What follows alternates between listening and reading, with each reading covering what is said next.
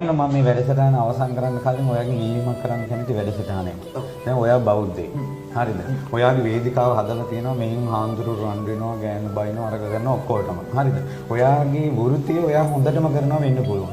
ඔයා බෞද්ධයෙක් වශයෙන් බුද්ධ ආගම වෙනුවෙන් ඔයා මොකද ඔයාගේ දක්ෂතාවයෙන් කරන්නේ? ඔයාලා මේ බුද්ධ ශාසනය දියුණු සංඝයාගේ සමගිය පිණිස ඊළඟට බුද්ධ ශාසනය පිණිස ඔයාගේ දක්ෂතාවයෙන් ඔයා යමක් කරන්නකෝ. මම ඒක ඔයාගෙන් ඉල්ලා හිටිනවා. මොකද මේක මෙච්චර බෝම්බේ වගේ පැතිරිලා යන්නේ ඔයාගේ මාධ්‍යයේ තියෙන දක්ෂතාවය නිසා. ඒ නිසාමයි මෙතෙන් ආවේ. නැත්නම් පෞද්ගලික ගත්තොත් මම ඔයත් එක්ක කතා කරන්න කැමතිම නැති කෙනෙක්. හේතුව මම අපේ අවුරුදු 20යි ලොකු ස්වාමීන් වහන්සේ අපි පුහුණු කළ තියෙන වාද කරන්න නෙවෙයි. විවාද කරන්න නෙවෙයි, චෝදනා කරන්න නෙවෙයි, ඇඟිල්ල දික් කරන්න නෙවෙයි. ඉතින් නුසුදුසුම තැනකට මට එන්න වුණා ඔයා නිසා.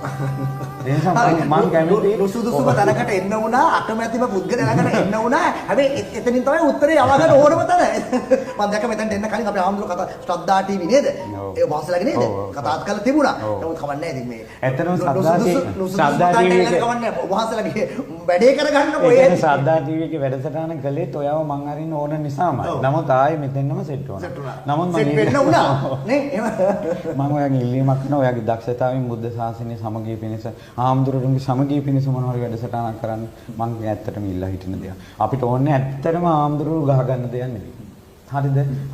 මේක සමගිය කළා මේක මේ බුද්ධ ශාසනය දියුණුවට අපි මොනවා හරි කරමුකෝ.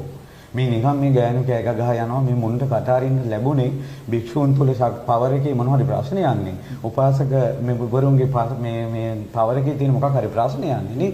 ඉතින් ඒ නිසා අපි එකතු වෙලා බුද්ධ ශාසනය දියුණුවට කටයුතු කරමු. අසමගි සංඝයා කතා කරලා මේක සාකච්ඡා කරලා විසඳමුකෝ. මම නම් කැමතියි.